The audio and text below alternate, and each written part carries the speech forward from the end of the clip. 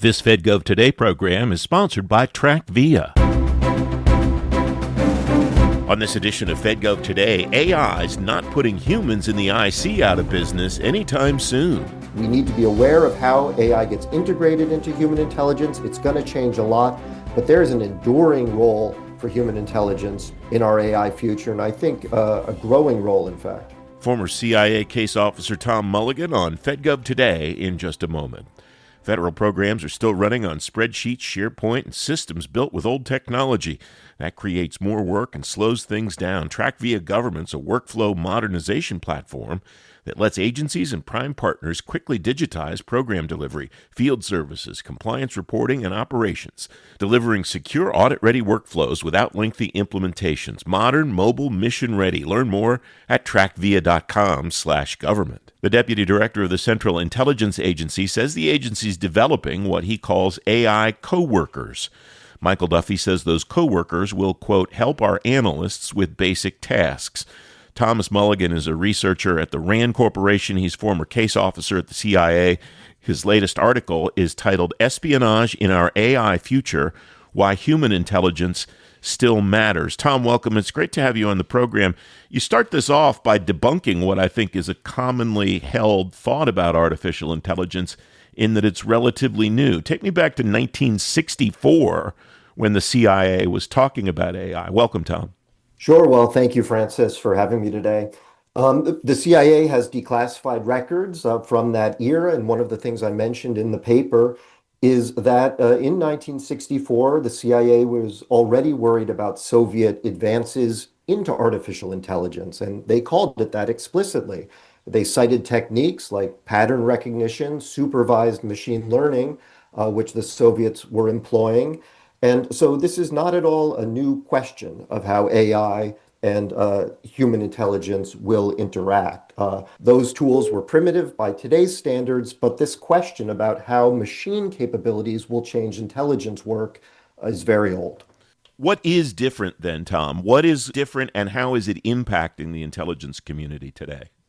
Well, what's different is the maturity and the capability of the technology. Really, with the introduction of the chatbots from the major labs over the last few years, AI has become not a niche topic of interest for researchers and users, but something that is with us, which is being developed and invested in at a very rapid pace and is diffusing throughout our economy and throughout our institutions. And so we're really struggling with AI integration in a broad way and in a really profound way because of the powers which the technology now has. You write about 5 lessons that you believe that folks need to learn. You write about 5 areas, 5 lessons that you propose to be learned. Tell me about each of those 5 areas and how they're relevant to what agents, human agents, may be doing with artificial intelligence. The lessons are for today's case officers. So these are Americans who are recruiting and handling foreign sources of information, foreign agents. So the first thing is simply that case officers need to be literate with AI. They have to understand they have to have a baseline technical knowledge of AI and understand the sorts of information that American policymakers want to know, should know when it comes to AI. That's one lesson. Second lesson is AI is very good at producing interesting, persuasive, captivating information and stories, which is also totally false. So it will be used by fabricators, by some of our agents to mislead us. We need to be attentive to that possibility. AI is going to supercharge surveillance. And surveillance is the bane of case officers. It's what makes the job of the case officer handling spies difficult. So we need to think about how AI supercharged surveillance is going to affect what's called tradecraft, the way case officers do their job. We can use AI to help validate agents, make sure our agents are who they say they are doing what they say they're doing. And finally, AI has a wonderful ability to improve our communications. So it can help us understand how to craft speeches and writing and interactions with people in a way that really lands, understand the psychology of a person, and craft our approaches and our communications accordingly. And those sorts of communications, trying to convince someone, trying to manage the psychology of someone, is core to what a case officer does. So that's a very straightforward way in which the technology can be a boon to today's case officer. To the point of your first one, that case officers need to understand how artificial intelligence works and be literate in it, what's the responsibility of the case officer independently to gain that information, and what's the responsibility, in your view, of the intelligence officer, or excuse me, of the intelligence organization to help provide that training and the resources that the person needs to do the job? Well, I think it is a balance. At the end of the day, what's important is that all elements of this process, and of course, a case officer doesn't work alone, but has a support structure. All elements of the human intelligence collection process have to have a recognition of not just the how impactful AI is, the changes that it's making, the very deep changes it's making in certain industries, certain geopolitical situations, but also the breadth, the way AI is affecting industrial policy and military technology, uh, technological research. All these things are being changed sometimes extremely rapidly by AI.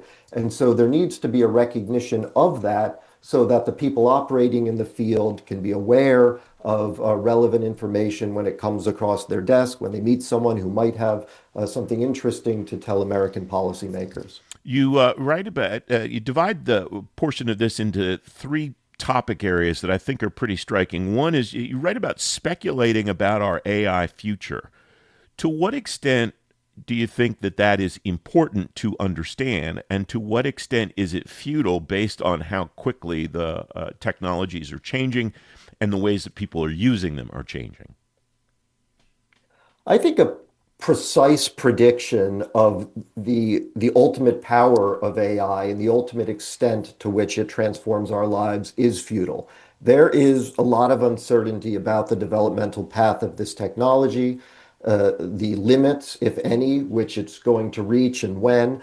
So that I think specific predictions are not helpful. You can't have those with any confidence. But I do have confidence at this point that it is going to transform our economy, that it is going to be a requirement for any government that wants to operate in a certain space, whether it's intelligence or whether it's a security space, has to integrate AI in an intelligent, impactful, and safe way.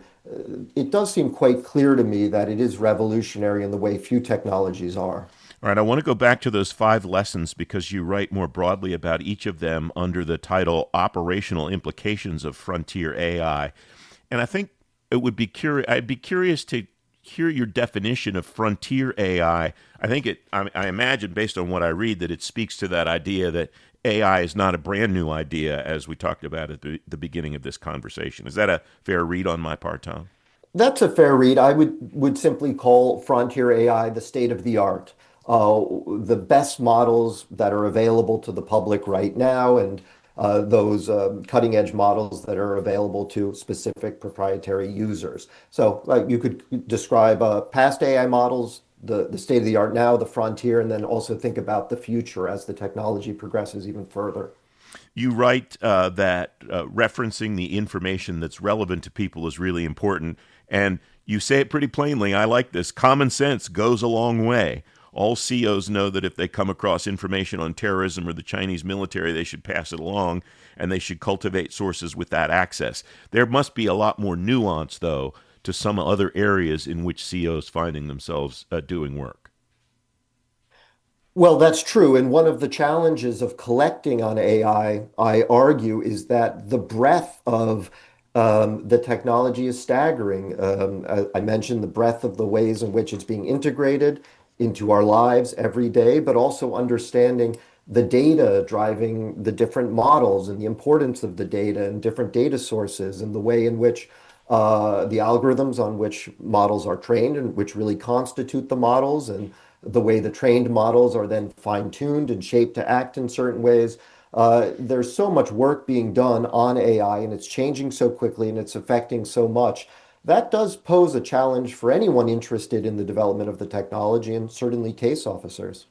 You write case officers don't need in-depth technical knowledge to be effective AI collectors.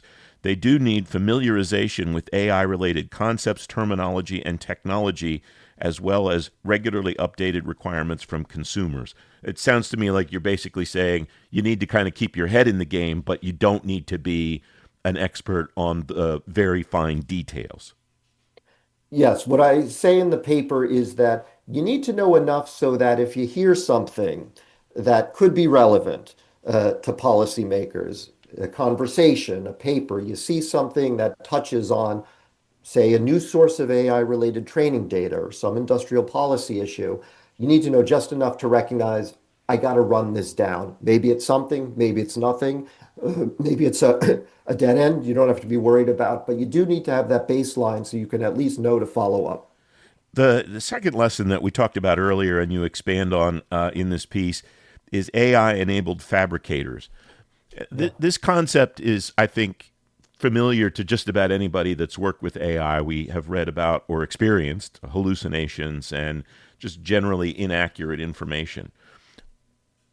What are the skills necessary or what are the resources necessary for CEOs to be able to differentiate, to tell the difference between what's real and what's not real? Are there tells? Are there indicators? Or is this really kind of a brave new world that these folks need to think about? I think it's a brave new world. The point I make is that, of course, fabrication has always been a problem in the intelligence business, and especially in the human intelligence business. The point is, though, maybe in the past it was difficult to fabricate. Today, there is on a person's desktop a cheap, maybe even free, powerful, unlimited source of false information available for somebody trying to come up with a plausible source of fake intelligence. So the fabricators, the barriers to fabrication have gone way down as a result of AI. You write about tradecraft, and you referenced it earlier in the conversation, and particularly you write technology, AI included, is driving down the cost of surveillance while increasing its scale and effectiveness. Walk me through the relationship of tradecraft to surveillance and why you write in earlier in this piece, effective surveillance against well-trained CEOs is costly. Sure. So a case officer is operating, uh, meeting an agent, say, and that has to be done without anyone seeing, certainly without the Internal Security Service seeing. And so in the past, to mount surveillance against a case officer, you needed teams of surveillance. Maybe you needed vehicles. You needed a lot of watching and waiting, a lot of people involved. You had to use expensive technology. Now, as technology matures, for example, cameras proliferate. We have this here in the United States and in other countries. A lot of cameras, a lot of recording, a lot of audios, individuals with cameras, public safety cameras. That makes the collection of information and makes the scope of where case officers can operate smaller. But really, what AI does, if you have a ton of data, a ton of cameras, a ton of microphones, but that data just sits there and it's never reviewed by a human being, it doesn't really matter because that never comes to the attention of, say, the security service. But what AI can do is monitor this electronic collection, these video cameras, these microphones, whatever the case may be, in real time and comprehensively. So it's not just that we have this enormous amount of data coming in, but it's really that AI allows that data to be mined very effectively, and that puts enormous surveillance pressure on the case officer. How does that or how should that change the case officer's behavior? I argue that case officers need to be more precise. They cannot be sloppy with their trade craft. So the example I give in the paper is you can imagine a case officer leaving a dead drop, and maybe that dead drop is a paper coffee cup. And if you're a case officer in the past, maybe you walk and you put that coffee cup down carefully so that whatever's inside, whatever that dead drop is, doesn't fall out. Well, that's an unnatural way, if you're going to litter, to do that. Litterers don't put things down gingerly, they toss them on the sidewalk. And so in the past, maybe you could get away with, okay, I really don't want this thing to fall out. I'm going to engage in some unnatural behavior, put the coffee cup down gingerly. But AI can tell. It can immediately tell, hey, this guy just littered with a coffee cup. It looks strange. That is out of the bounds of normal behavior. Let's investigate. So that was sloppy tradecraft back then. Maybe you could get away with it back then.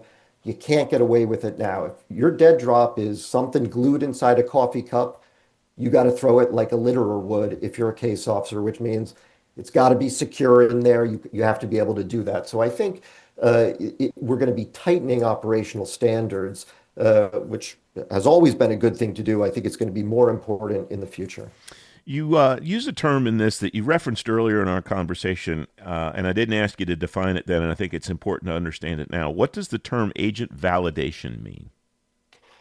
Term agent validation means you have an agent, you have someone who is providing you as the case officer or the American government secret information or claims to be doing that. And you want to make sure that that's the case. You want to make sure, for example, that this person isn't a double agent. And so that's the process of understanding that, validating your agent. You write about folks, and we have references in this piece, and we'll link it on the show page at fedgovtoday.com so people can see your work and the references that you make to others' work in this paper as well. But you write, AI will help identify, this is a quote that you cite, identify micro expressions that may serve as tells during source interviews or interrogations. It's really incredible the potential both for good and bad, I can see as I'm thinking about the way that you write about this stuff, Tom. Well, it's true, and this is another example of how quickly the technology is changing, and there's research going on in labs all around the world about how to improve AI's ability to understand people, to understand their motivations and their actions, and predict their behavior. And one area of active research, I give citations in the paper, is uh, helping us figure out when people are lying to us. There have been these norms in the past, maybe they're true, maybe they're not, that, well, if someone looks to the left when they looks up and to the left when they're telling you something, maybe that's a sign of deception.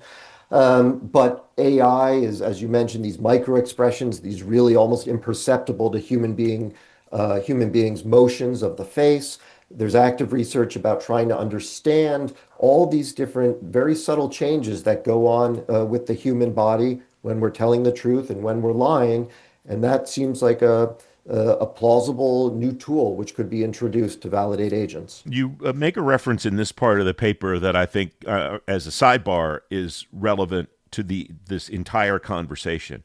You write, the same tools that may watch our COs can help vet our agents. It strikes me that the thing to keep in mind in all of this is we have access to these wonderful tools.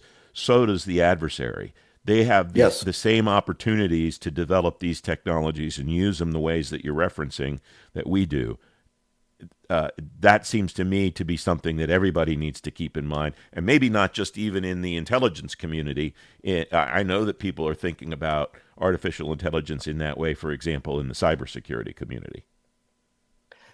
Yes, and this really speaks to the latter half of the article, which is focused on uh, concluding and arguing for the continued relevance of HUMINT in our future. Because one thing I argue is that these technical tools, as a result of AI, are going to be more widespread, cheaper, more accessible to people. And that's going to have the paradoxical effect of elevating the importance of human intelligence operations. So I do think that there is going to be, in this context and others, as a result of AI, and in particular, how available it is, a need for and an essential value in individual, idiosyncratic human judgment.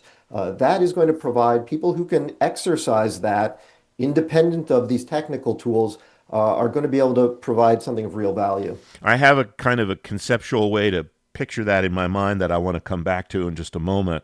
But the final of these five areas that I want to dig into that you write about here, Tom, is persuasion, and you call that a core case officer skill. Persuasion. A CO must be able to persuade a target to meet, a developmental to become an agent, and an agent to continue providing secret information.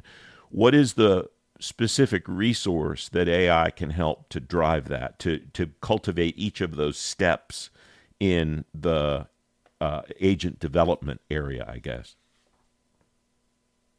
Well, one thing I found this in my own use of AI that makes it so useful is that it can speak to somebody the way they want to be spoken to. So you can say, "Hey, uh, give it to me straight. I just want to hear the facts. Don't worry about being rough with my emotions." Or you can say, "Hey, if you need to criticize me or tell me I'm not doing something the right way, be gentle." You can say, "Hey, I prefer to be talked to in a rigorous quantitative way," or "Hey, this lands better with me." So it is a great source of information, but it also has this power to help us craft our speech. And when a case officer is thinking about having a difficult conversation or trying to convince someone to do something dangerous, uh, existentially risky, like commit espionage, AI, especially given all the information available on that person, public statements, social media, information already in this case officer's possession about how this person thinks, his or her interests, his or her associations, his or her background, can help really craft the message. What language to use, how to use it, what sort of style to have. Should I have a more emotional approach? Should I be more hard-nosed? What are the ideas I should appeal to? That persuasive crafting is tremendously powerful. And as I say, it's really the core of what a case officer has to do. You write that value is determined not by total supply and demand, but supply and demand at the margin. That marginal unit of HUMINT collected by our future CO working in the lonely shadows of an artificial world may make all the difference.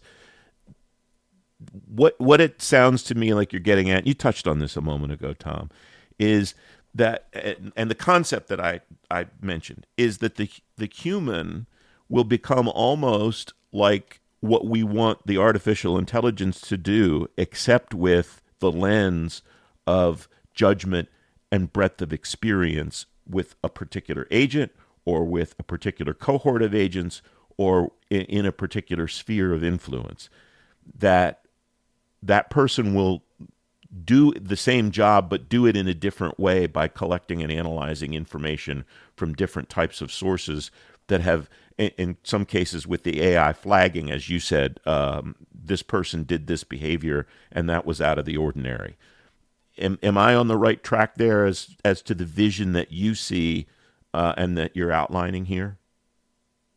Well, one fundamental idea I want to get across with the paper is yes, human will be transformed by AI. A lot of things will. But that next step, which some commentators have taken, which is that human intelligence is going to be rendered obsolete, unimportant in our AI future. I think that's false. And we touched on one reason why just now, which is that technical intelligence collection, signals intelligence, imagery intelligence, AI is going to make all those things cheaper, more accessible, easier for countries to mount first-rate efforts with. Human intelligence, on the other hand, has bigger barriers to entry. And so that is going to make the relative value, or as you stated, the marginal value of human go up. So certainly we need to be aware of how AI gets integrated into human intelligence. It's going to change a lot, but there is an enduring role for human intelligence in our AI future, and I think a growing role, in fact. I've appreciated a chance to learn how that will work and to get your insight into what this future looks like for this area of the intelligence community, Tom. It's great to have you on the program. Thank you. Well, thank you. I've enjoyed it. You can find a link to Tom's paper on today's show page at fedgovtoday.com. 5 leaders in the Air Force are the first portfolio acquisition executives for the service. The Air Force is establishing the PAEs to execute on Secretary Hegseth's acquisition reform orders. Lieutenant General Luke Cropsey, U.S. Air Force, the military deputy to the Assistant Secretary of the Air Force for Acquisition Technology and Logistics, will tell you what's next on this week's FedGov Today TV. The new show debuts 10 a.m. this Sunday morning on ABC7 in Washington and on YouTube. It's on a number of times all weekend long on the American Forces Network. If you miss the debut, you can watch on demand on the FedGov Today YouTube channel and on fedgovtoday.com. The next FedGov Today podcast is coming tomorrow. 5 CIOs inside the Pentagon will outline their agendas and their challenges. I'm Francis Rose. I'll talk to you then. Thanks for listening.